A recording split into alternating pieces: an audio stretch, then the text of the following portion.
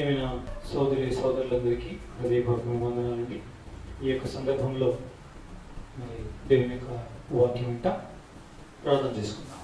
ఏమైనా పరలోకపు తండ్రి, పరిశుద్ధమైన దేవా స్తోత్రం. ఇప్పుడు గర్భంలో సమయాన్ని చేయండి. సరే మాతో కూడా వచ్చండి. మీ వాక్యమని ఆత్మీయంగా మేలు పొందగలరికి సహాయపడి మిమ్మల్ని హస్తగతం చేసుకుంటూ మనం చెల్లిస్తాం. వేసిన వేడుకొచ్చిన తండ్రి. గమనించండి, ఈ సందర్భంలో మొదటి సమూయేలు గ్రంథం 23వ అధ్యాయం 14-17 కలిసి చదువుకున్నాం. అయితే దావీదు అరణ్యంలోని కొండ స్థలంలో ఏదను జీవ్ అను అరణ్యము పర్వతమును నివాసం చేయలేదు. సౌలు అతని ఎదుగా దేవుని సౌలు చేతులను అప్పగించలేదు. తన ప్రాణం తీరికై సౌలు బయలుదేరని తెలుసుకొని దావీదు జీపు అరణ్యంలో దిగను. మనం మొదటి సమూయేలు గ్రంథం 23వ అధ్యాయం 14వ వచనం నుండి ఈ యొక్క జీవ్ అనే అరణ్యంను గురించి చూస్తున్నాం. దావీదు యొక్క జీవితంలో ఎన్నెన్నో అనుభవాలు గుండా, ఎన్నో భయంకరమైన విపరీతమైన పరిస్థితులు, పరిశోధనల గుండా వెళ్తున్నటువంటి ఈ పరిస్థితులలో ఒక అనుభవాన్ని మనం ధ్యానిస్తున్నాం. అదే జీపు అను అరణ్యంలో దావీదు అనుభవం. జీప్ అనేటువంటి ఈ అరణ్యపు అనుభవంలో అనేక విషయాలు మనకు గోచరమవుతూ ఉన్నాయి. భూలోకంలో మనం జీవించే జీవితం లోకంలో అయినప్పటికీ ఈ లోకం లోకారణ్యముగాను నరారణ్యముగాను సరిపోల్చబడింది. ఎందుకు అంటే లోకులు అనేవారు ఉన్నట్టే కానీ లేని దానితో సమానం. ఇప్పుడు చూడండి, కరోనా మనకు సోకింది అనుకోండి, ఇక మనుషుని యొక్క జీవితం హాస్పిటల్లోనే ఉన్నట్టు లెక్క, ఇంటిలోనే ఉన్నట్టు లెక్క, సమాజంలోనే ఉన్నట్టు లెక్క పేరుకు మాత్రం. కానీ వాడు ఒంటరి జీవితాన్ని జీవించాలి. వాని మస్తిష్కంలో ఎన్నో రకాలైనటువంటి ఆలోచనలు రైళ్లు పరిగెత్తుతూ ఉంటాయి. తాను ఒంటరిగా చేయబడుట, తన కట్టుకున్న భార్య తన దగ్గర ఉండకుండా, తన కన్న పిల్లలు తనకు కనిపించకుండా, తన స్నేహితులు ఎవరు దరిదాపుల్లోనికి రాకుండా భయంకరమైనటువంటి ఒంటరి జీవితాన్ని ఒక మనుషుడు ఎల్లదీయవలసి ఉంటుంది. అందులో అతనికి మరణం ఒకవైపు, సమాధి ఒకవైపు, భయంకరమైనటువంటి మరణ సందర్భంలో ఎదురయ్యే భీతి భయాలన్నీ కూడా ఒక్కొక్కటి తనకు కనిపిస్తూ గోచరమవుతూ తలుస్తూ ఉంటే, తను కీకారణ్యంలో కాదు కదా, కటిక చీకటిలో భయంకరమైన చీమలు దూరని చిట్టడివిలోనూ, కాకులు దూరని కారడవిలోనూ ఉన్నట్టుగా భావిస్తూ ఉంటాడు. పట్టపగలే రొద్దు గుంకినటువంటి జీవితాన్ని గురించి తను తలంచుతూ ఉంటాడు. ఇదంతా అరణ్యము కాదా? అరణ్యమే. ఏదండి అరణ్యం అంటే? దిక్కులేని పరిస్థితియే కదా, పలకరింపు లేని పరిస్థితియే కదా, ప్రేమించేవారు లేకపోతే కదా, ఆస్తిపాస్తులున్న ప్రయోజనం లేకుండా పోతే కదా, ఇంటిలో బంగారం ఉండడం ముద్ద తినడానికి నోచుకోలేని పరిస్థితియే కదా, మిటమిట తన కళ్ళతో చూస్తూ తన సెల్ఫ్లో ఉండే ఫ్రిడ్జ్లో ఉండే అన్ని ఆహార పదార్థాలు చూస్తూ కూడా వాటిని ఒక్కటి కూడా తన నోట్లో పెట్టుకోకుండా ఉంటే కదా అరణ్యం అంటే. పిల్లరా, అది లేని అరణ్యం, ఇది ఉండి అనుభవించలేని అరణ్యం. కాబట్టి అది చెట్లతో కూడిన అరణ్యం, ఇది నరులతో కూడిన నరరణ్యం అని మనం చెప్పుకోక తప్పదు పిల్లరా. ఇది మనుషుని యొక్క జీవితం. అందుకే మనం ఈ జీప్ అనే అరణ్యం యొక్క అర్థాన్ని చూస్తూ వచ్చాం. అదేంటంటే కంసాలి అగ్నిలో కరిగినది అని. జీపు అనేటువంటి అరణ్యము యొక్క అర్థం ఏంటంటే, జీపు అనే మాటకి కంసాలి అగ్నిలో కరిగినది అంటే ఆ అరణ్యం ఏమిటన్నట్టు, కంసాలి యొక్క అగ్నిలో కరిగింది అని అర్థం ఇచ్చే అరణ్యం అని. చూసారా? ఒక మాట చెప్పాలంటే దావీదు యొక్క జీవితం మరి కంసాలి అగ్నిలో కరిగిన జీవితమును పోలినట్టుగా ఉండటం మనం చూడగలం. లేదా ఎంతో కష్టకరమైన, ఎంతో క్లిష్టమైన, ఎంతో కష్టాతి కష్టమైన దీన స్థితి ఎంతో ఎదుర్కొంటూ వచ్చాడు. ఎవరు? దావీదు. నా పిల్లల అది మనం సరిపోల్చుకోవాల్సినటువంటి వాళ్ళు. అయినా సరే ఇట్టి అరణ్యంలో సౌలను రాజు తనను వెలుగుతూ వచ్చినప్పుడు దేవుడు తనను అప్పగించలేదు అని రాయబడింది. దేవుని యొక్క కాపుదల దావీదుకు ఉంది. అరణ్యంలో ఉంటున్నాడు, దిక్కు దిశలేని పరిస్థితుల్లో ఉన్నాడు. కానీ సౌలు తన శత్రువు చేతికి ఏమాత్రం చిక్కకుండా దేవుడు కాపాడుతూ వచ్చాడు అని రాయబడింది. ఎంత మంచి మాట పిల్లరా. అయితే 15వ వచనంలో ఒక మాట, అదేంటంటే తన ప్రాణము తీయుటకై సౌలు బయలుదేరిన తెలుసుకొని దావీదు జీఫ్ అరణ్యములో ఒక వనమున దిగెను అని రాయబడింది. జీఫ్ అనేటువంటి అరణ్యములో ఒక వనం ఉందంట. ఆ వనములో దిగాడు. ఆ వనం పేరు ఇక్కడ రాయబడలేదు. కానీ అరణ్యమునకు వనమునకు నాకు తెలిసిన అర్థం ఏంటంటే, అరణ్యం అంటే సహజంగా ప్రకృతి సహజ సిద్ధంగా ఏర్పడినటువంటి కొండలు, గుట్టలు, అందులో మొలిసిన మొక్కలు రానులే, పెరిగిన చెట్టుతో కూడిన పొదలతో కూడినటువంటిది అరణ్యం అవుతే, వనం అంటే ఒక క్రమంగా వేయబడిన చెట్లు, పెంచబడిన చెట్లు, రకరకాల మొక్కలతో, రకరకాల ఫల పుష్ప సంబంధమైన వృక్షములతో ఒక క్రమబద్ధీకరణంగా పెంచబడినటువంటి తోటను వనముగా మనం అర్థం చేసుకోవచ్చు. అయితే ఇక్కడ తను జీఫు అరణ్యంలో ఒక వనం ఉంది, ఆ వనములో దిగినట్టు రాయబడింది. వనములో దిగినట్టు రాయబడింది. ఈ వనము మరి కృత్రిమములను మరి అనుకూలమైన విధానములను పెంచబడినదిగా మనము చూడగలం. గమనించండి, ఈ పెంచబడినటువంటి అంటే అరణ్యమునకు వనమునకు, ఓ తోటకు, ఒక గార్డెన్కి వ్యత్యాసం ఏంటి అంటే, సృష్ట్యాది నుండి సహజంగా సృష్టింపబడి ప్రకృతి సహజ సిద్ధంగా ఉన్నది అరణ్యం అవుతే, క్రమపరచబడి క్రమంగా పెంచబడినటువంటి ఫలవృక్షాలతో నానా విధములైనటువంటి మరి ఆకర్షణీయమైనటువంటి హరితంగా ఉండేటువంటి, పచ్చగా ఉండేటువంటి దీనంతటినీ వనం అంటే బిడ్డరా, ఈ అరణ్యానికి ఈ వనమునకు ఎలా వ్యత్యాసమైనదో లోకానికి, దేవుని యొక్క సంఘానికి కూడా అలాగే వ్యత్యాసం ఉంది పిల్లరా.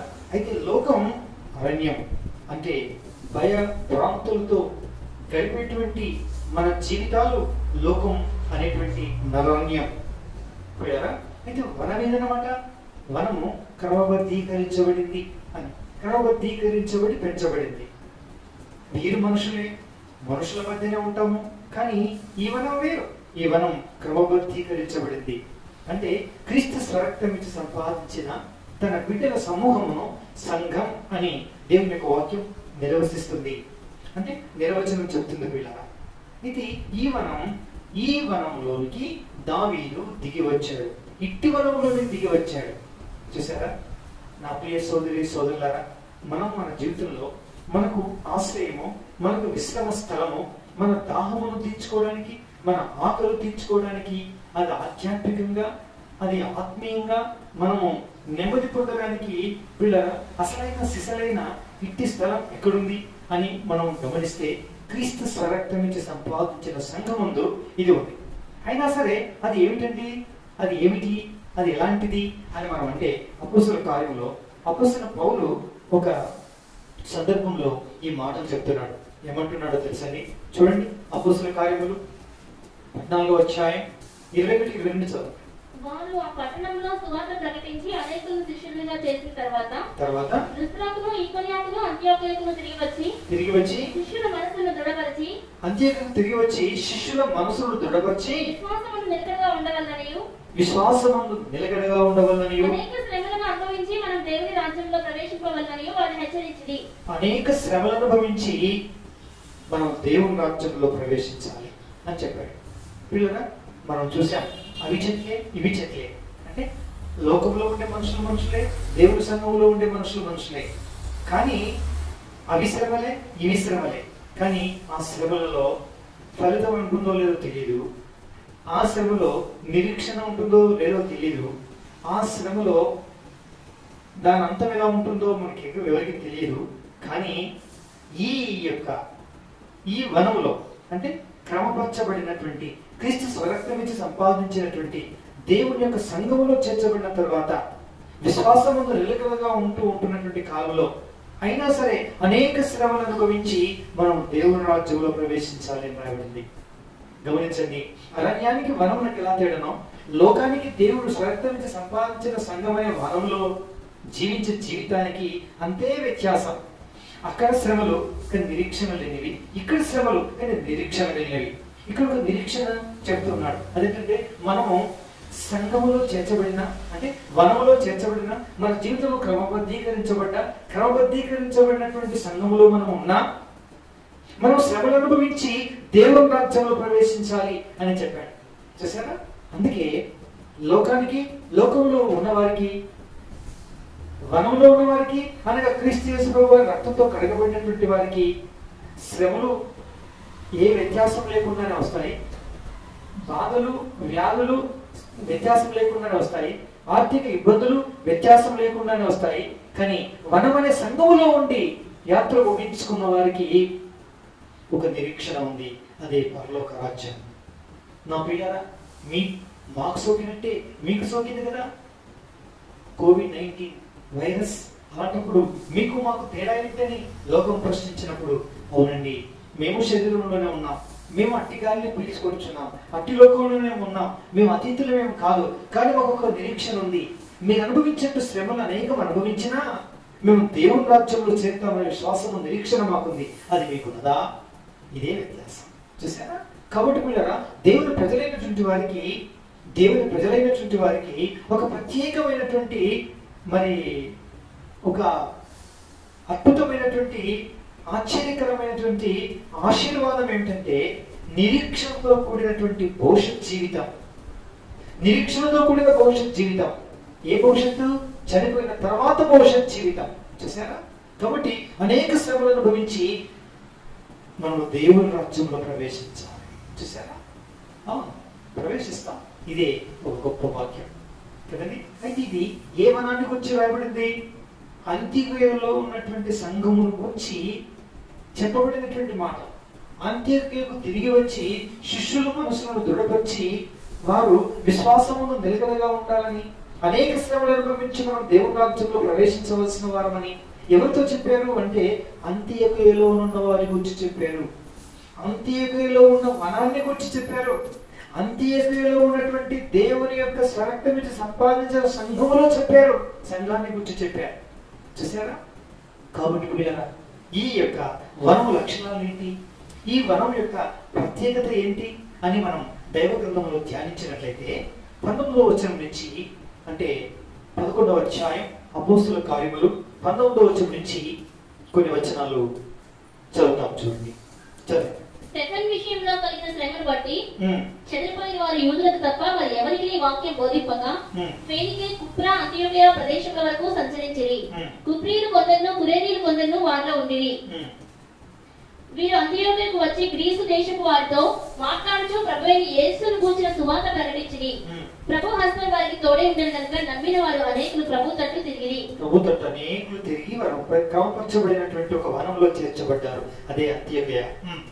వారిని గూర్చిన సమాచారం యెరూషలేములో ఉన్న సంఘపు వారు విని బర్నబాను అంత్యొకయ వరకు పంపిరి. అంత్యొకయ వరకు బర్నబాను పంపించారు. అతడు వచ్చి దేవుని కృపను చూచి సంతోషించి ప్రభు స్థిర హృదయంతో హత్తుకొనవలెనని అందరినీ హెచ్చరించెను. ప్రభువును స్థిర హృదయంతో హత్తుకొనవలెనని అందరినీ హెచ్చరించాడు. అతడు పరిశుద్ధాత్మతోను విశ్వాసంతో నిండుకున్న సత్పురుషుడు. బహు జనులు ప్రభు పక్షమున చేరి అంతటా అతడు సౌలును వెతుకుటకు తార్సునకు వెళ్లి అతన్ని కంటుని అంత్యొకయకు తోడుకొని వచ్చెను. కొంచెం దూరం వెళ్ళి తార్సు వరకు వెళ్ళి అక్కడ సౌలును కనుకొని అతన్ని అంత్యొకయకు అనగా ఈ ప్రత్యేకమైన వనంలోనికి, ఈ ప్రత్యేకంగా ఈ సంఘములోనికి ఆయన తోడుకొని వచ్చి వారు కలిసి ఒక సంవత్సరమంతయు సంఘములో ఉండి బహుజనులకు వాక్యములు బోధించిరి. బహుజనులకు ఇట్టి సంఘములో ఉండి వాక్యము బోధించిరి. చూసారా? మొట్టమొదట అంత్యొకయలో శిష్యులు క్రైస్తవులు అనబడిరి. వారు క్రైస్తవులు అనబడ్డారు. గమనించండి, అంతటా అంత్యొకయలో ఉన్న శిష్యులు క్రైస్తవులు అనబడిరి. శిష్యులు క్రైస్తవులు అనబడిరి అంటే శిష్యులు అంటే శిష్యులు అంటే అర్థం ఏంటండి? శిష్యులు అంటే ఇంగ్లీష్ లో డిసైపుల్స్. ఈ డిసైపుల్స్ అనేటువంటి మాటకు అర్థం ఏంటంటే those who disciplined their conduct by the Lord. They are all called disciples అనగా ప్రభువు చేత ఎవరైతే జీవితాలు క్రమపరచబడ్డావో ఆ క్రమపరచబడిన వారందరూ శిష్యులు అనబడినారు. చూసారండి, ఎక్కడ శిష్యులు అనబడ్డారు లేక ఎక్కడ క్రైస్తవులు అనబడ్డారు? అంత్యోకయలో ఉన్నవారు మొట్టమొదలు క్రైస్తవులు అనబడ్డారు. అంటే క్రైస్తవులు అంటే ఎవరనంటే ఇప్పుడు అర్థం చేసుకోండి, ఎవరైతే వారి వారి జీవితాలు ప్రభువునందు విశ్వాసం ఉంచడం ద్వారా క్రమపరచబడినటువంటి బ్రతుకులు కలిగిన వారైనారో వారందరూ కూడా శిష్యులు అనబడే క్రైస్తవులయ్యారు. నా ప్రియ సోదరి సోదరులారా, ఇది మనం గమనించారా? మనం ఇప్పుడు ఎక్కడున్నాము అంటే వనములో ఉన్నాము. ఈ వనము ఎవరికి ఆధారము, ఆశ్రయము, విశ్రమ స్థలము? అరణ్యములో నివాసం చేయుచున్న నిరీక్షణ లేని, నెమ్మది శాంతి లేని, సమాధానము తృప్తి లేని, నానా విధములైనటువంటి వ్యాధి బాధల చేత భయకంపితులై కలత కలవరానికి గురి భయభ్రాంతుల చేత కాలం వెల్లుబుచ్చుచున్నటువంటి వారందరికీ కూడా వనమనబడే క్రమపరచబడినటువంటి క్రమబద్ధీకరణ చేయబడిన జీవితాలు కలిగినటువంటి క్రీస్తు స్వరక్తంతో సంపాదించిన తన బిడ్డలను మనం లోకంలో ఉన్న వారికి ఆశ్రయ స్థానం. ఎందుకో తెలుసండి, ఈ వనములో ఉన్న వారమైన మనం అరణ్యములో ఉండే వృక్షాలు లాంటి వారమైనప్పటికీ క్రమపరచబడినటువంటి వృక్షములమైన మనం. పుష్పించు వృక్షములము కొన్నైతే, అందముగా కనిపించే వృక్షములు కొన్నైతే, పుష్పించి ఫలించే వృక్షములు కొన్నైతే, వీటన్నిటినీ ఆస్వాదించి వీటి ఫలమును అనుభవించడానికి పరమందున్న మన విభుడు ఒకానొక దినం ఈ వనములోనికి వేయించేసి తనకిష్టమైన ఫలములను ఆయన స్వీకరించి భుజించుట కొరకై ఆయన రానయ్యున్నాడు. పిల్ల రానయ్యున్న మన విభునికి పుష్పించి కాసి ఫలించిన ఫలములు కలవారమై ఆయన వచ్చినప్పుడు వేటి యందు ఆయన ఇష్టపడినో వాటిని ఆయన తెప్పుకొని తిని ఆయన ఆస్వాదించి ఆనందించి సంతోషించి సంతృప్తి చెందువాడు అయినాడు మన దేవుడు, మన ప్రియుడు. పిల్ల ఇది మనకు ఉన్నటువంటి గొప్ప అద్భుతమైనటువంటి నిరీక్షణ. పిల్ల ఈ లోకంలో అనేక శ్రమలు అనుభవించినప్పటికీ దేవుని రాజ్యంలో మనం ప్రవేశిస్తామన్న ఆ నిరీక్షణ,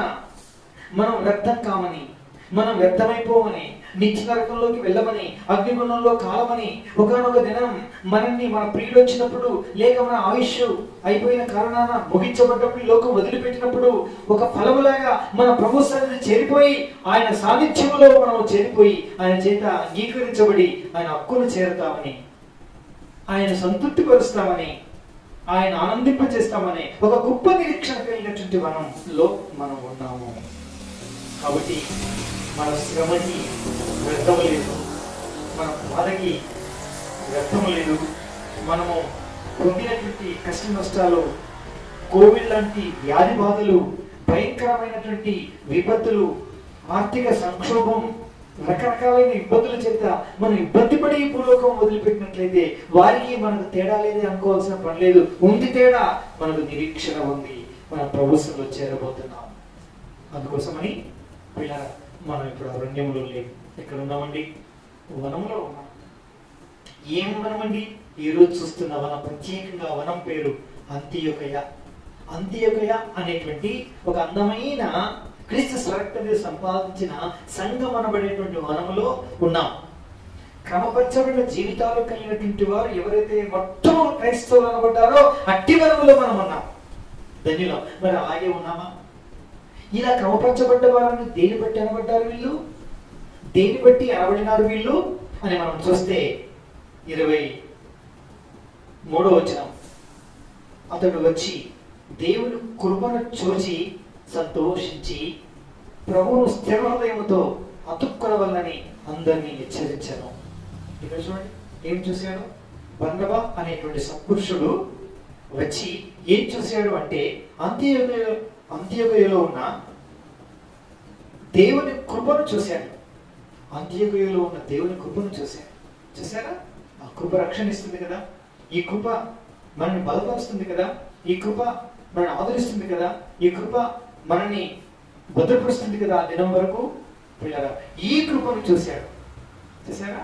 కాబట్టి నా ప్రియమైన సోదరి సోదరులారా, మన యందును మన ద్వారాను కృప లోతుకు వెళ్ళి కృప విస్తరించి కృపలో బలం పొందిన కొలది మనలో ఉండే కృప ఎవరు చూస్తారండి? ఎవరు చూస్తారు? దేవుని యొక్క వాక్య ప్రకారంగా మన ప్రియుడు, మన విభుడు, మన రక్షకుడైన క్రీస్తు యేసు ప్రభువు వారు చూస్తారు. కృపలో ఉన్నామా లేక కృపను లోకువ కంటే జీవితాన్ని జీవిస్తున్నామా మనం పరీక్షించుకున్నాం. ఎందుకు తెలుసా? అపోస్తలుడు పౌలు ఒక మాట అంటాడు. ఏమంటాడు? హెబ్రీయులకు రాసిన పత్రిక 10వ అధ్యాయం 29వ వచనం చదువు తెచ్చేసి. 10వ అధ్యాయం 29వ వచనం. ఇట్లుండగా దేవుని కుమారుని పాదములతో త్రొక్కి తాను పరిశుద్ధపరచబడుటకు సాధనమైన నిబంధన రక్తమును అపవిత్రమైనదిగా ఎంచి కృపకు మూలముగా ఆత్మను తిరస్కరించిన వాడు ఎంత ఎక్కువైన దండనకు పాత్రలుగా ఎంచబడని మీకు తోచును. గమనించండి, ఇక్కడ ఒక కృప విషయం చెప్పబడింది. ఒక విషయం అదేంటంటే కృపకు మూలముకు ఆత్మను తిరస్కరించిన వాడు. చూసారా? కాబట్టి ఇక్కడ మనం గమనించాల్సిన విషయం ఏంటి చెప్పండి? కృపను చూస్తున్నాడు, ఆ కృపను చూసి సంతోషించాడు. ఇక్కడ వచ్చినటువంటి బర్నబా అనేటువంటి మన పితరుడు ఈ కృప అనేటువంటి ఈ అద్భుతమైనటువంటి ఫలానికి మూలము ఏదండి? ఆత్మ. ఈ ఆత్మ తిరస్కరించని వారుగా ఉన్నారని కదా అంత్యవేళలో ఉన్నటువంటి వారు కృపను ఎక్కువగా కాపాడుకుంటున్నారన్నట్టే కదా. అనగా ఆత్మను ఎక్కువగా కాపాడుకుంటున్నారనే కదా. ఆత్మను వారెంతో అద్భుతంగా పూజనీయంగా భావించి అపూర్వముగా సున్నితముగా బహుజాగ్రత్తగా వారి ప్రవర్తన, వారి ఆలోచన, వారి తలంపులు, వారి చూపులు అన్నిటిలో భద్రపరచబడుతున్న కారణాలనే కదా. కృపకు మూలముగు ఆత్మను కాపాడుకుంటున్న కారణాన కృపలో వారు నిండుగా ఉన్నారని చూసి బర్నబా సంతోషించాడు. మన ప్రియుడు ఎప్పుడు సంతోషిస్తాడు మనం చూసి అంటే, కృపకు మూలముగు ఆత్మను తిరస్కరించని క్రైస్తవులమైతే పిల్లలు మన ఎంత ఆనందిస్తాడు, మన ఎంత సంతోషిస్తాడు. పిల్లలు ఇట్టి ఫలమును చూసి ఆయన ఆస్వాదిస్తాడు, సంతోషించి ఆనందించి ఆయన మనల్ని సగౌరవంగానో స్వాగతం పలికి ఆయన పరమను చేర్చుకుంటాడు. ఇక ముందు మనల్ని ఎదింపచేసి అనేకులకి ఆశీర్వాదకరమైన పాత్రలుగా తను చేసుకుంటాడు. కాబట్టి కృపకు మూలముగు ఆత్మను మనము కాపాడుకున్న వారమైనామా? కృపకు మూలముగు ఆత్మను దుఃఖపరుచుతున్నామా? ఆపివేస్తున్నామా? ఎదిరిస్తున్నామా? సినిమాలు సీరియళ్ళు చూస్తే పనికి మాలినటువంటి విషయాల యందు ప్రభు సన్నిధిలో మోకరించి ప్రార్థించేదానికంటే, వాక్యము ధ్యానించేదానికంటే ఎక్కువగా దేన్నైనా నువ్వు చేసి ఈ దినములలో నువ్వు కనిపెట్టవలసినంత సమయం కనిపెట్టకుండా, ప్రార్థించాల్సిన సమయం ప్రార్థించకుండా ఆయనను నిర్లక్ష్యం చేస్తే కృపకు లోనగు ఆ ఆత్మ ఏ ప్రేరేపణ నీకు ప్రార్థన చేయమని, వాక్యం చదవమని ఏ ఆత్మ అయితే నేను ప్రేరేపిస్తున్నాడో అటు ఆత్మ నువ్వు తిరస్కరిస్తున్నట్టే లెక్క ఇవి చేయకపోతే. అలాంటప్పుడు నీ యందు ప్రభు ఆనందించడు. అందుకే మనం ప్రార్థన చేసుకున్నాం, ప్రభు నన్ను క్షమించు. నిజమే, కృపకు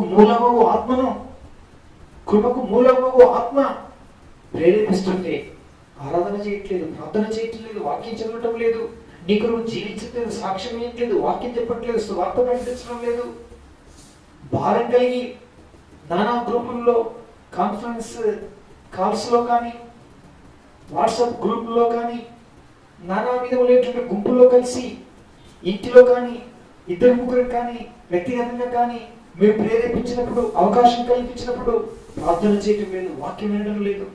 ప్రభువాను క్షమించు. కృపకు మూలముగు ఆత్మను నేను ప్రేరేపణ తృణీకరించిన వ్యక్తిగా ఉండి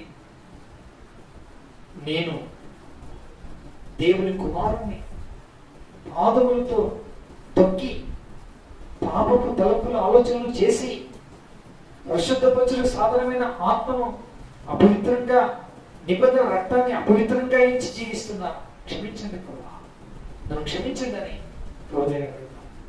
పిల్లరా, అట్లయితే మనలో విస్తరిస్తున్న, మనలో ఉన్నటువంటి కృపను చూసి బర్నబా అంత్యోక్యకు వచ్చినప్పుడు సంతోషించినట్టు నన్ను చూసి నేను సంతోషిస్తాను. నా వనంలో ఉన్నారు, పర్వాలేదు. నా వనంలో అంత్యోక్య అనేటువంటి వనంలో ఉండి వీరు కృపలో విస్తరిస్తున్నారు, కృపలో భద్రపరచబడుతున్నారు, కృపకు మూలము ఆత్మ ప్రేరేపణలో ఉండి ప్రార్థన, ఆరాధన, వాక్యఖ్యానం అనువాట్లలో నిమగ్నమైనారు. నా కొరకు నాకు ఫలం ఇవ్వడానికి సిద్ధంగా ఉన్నాయి ఈ వనములో ఉండే ఈ మొక్కలు, ఈ వృక్షములు అని నీ ప్రియుడు నీ వల్ల వచ్చే ఆ సువాసనను నాకు గ్రహించి నీవిచ్చే ఫలములను ఆయన స్వీకరించి ఆయన ఆనందించి సంతోషిస్తాడు. వీళ్ళ అలాగ మనం స్థిరపరచబడిన మరి ఆయన చూసి ఆనందించి సంతోషిస్తాడు. లేకపోతే వీళ్ళ ఆయన మన విషయమే సంతోషించడు కాదు కదా, ఆయన సంతోషించడానికి బదులుగా దుఃఖించేవాడుగా ఉంటాడు. అందుకే ఆయనను మనం ఏం చేస్తాం, క్షమాపణతో కలగబడడానికి మనం ఇష్టపడతాం. వాళ్ళని క్షమించు, వాళ్ళ కార్యం జరిగించండి ప్రార్థన. ఇంకా అక్కడ ఎవరున్నారంట, స్థిర హృదయంతో అతుక్కునేవారుగా ఉన్నారు.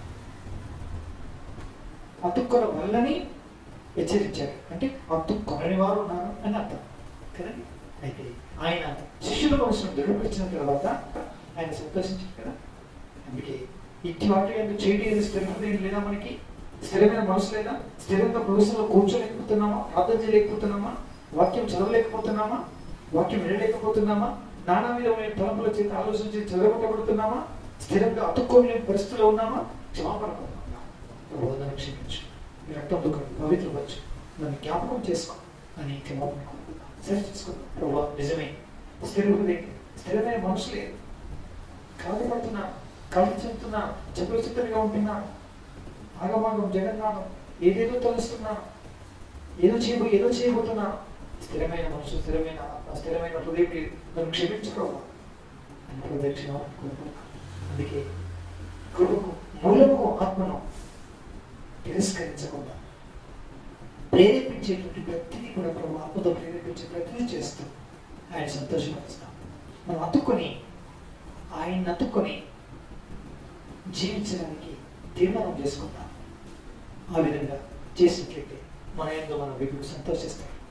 అప్పుడు మనం ఆయన కోరిన వనమనబడే అంత్యవేలో ఉన్నట్టు అప్పుడు నన్ను చూసి ఆయన సంతోషించి ఆనందిస్తాడు.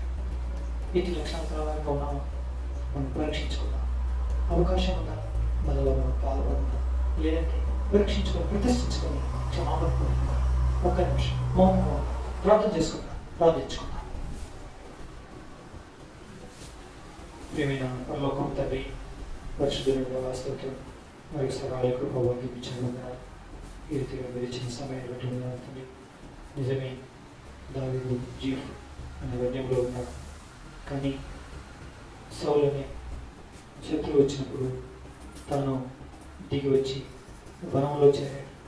తండ్రి, ఆ వనం అర్థమేంటో, ఆ వనం దేన్ని చూపిస్తుందో ప్రత్యేకంగా ఇప్పుడు మేము ధ్యానించిన ప్రకారంగా అంత్యోకయ అనేటువంటి సంఘం ఒక వనమని, ఆ వనములో ఉన్నటువంటి మొక్కలన్నీ ఆ కృపలో ఉన్నందుకు సంతోషించిన బర్నబాను గూర్చిన సంగతి మాకు తెలియజేశారు. మా యందు మేము మాలో విస్తరించిన కృపను చూసి మీరు సంతోషించాలి దేవా. కానీ కృపకు మూలములు ఆత్మను తిరస్కరిస్తే మీరు సంతోషించారు, దండనకు గురి అవుతాం. కాబట్టి దయచేసి నన్ను క్షమించండి. కృపలో బలముని విస్తరించి వ్యాపించి వృద్ధి పొందుటకు సహాయపడు. కృపకు మూలము ఆత్మను నేను తిరస్కరించకుండా, ఏమాత్రము దండనకు గురి కాకుండా నన్ను మీరు కాపాడండి. మీ రక్తంతో కలిగి పవిత్రీకరించండి. మీరు ప్రేరేపించి ప్రతి ప్రేరేపణకు లోబడి చేయడం వరకు పురుకులు నామని తెచ్చుకోమని, అంతేకాకుండా దృఢమైన మనస్సు కలిగిన వ్యక్తిని, దృఢ హృదయుడిని నేను అతుక్కొని జీవించి కృపనిచ్చి మాయం పొందమని ఈ చిన్న ప్రశస్తంగా సమయాన్ని వింటున్నాం తెలుస్తూ జబల చిత్తున్న స్థిర హృదయం, స్థిరాత్మ కలిగిన వ్యక్తిని ఎప్పుడూ ఎదురైన నీతో బంధం బాధలు కలిగిన కృప నైచేయమని మొదలు తెలుస్తూ దేశాన్ని ప్రార్థించి ప్రతిష్ఠించుకొని సమర్పిస్తున్నాం తండ్రి. ఆమేన్.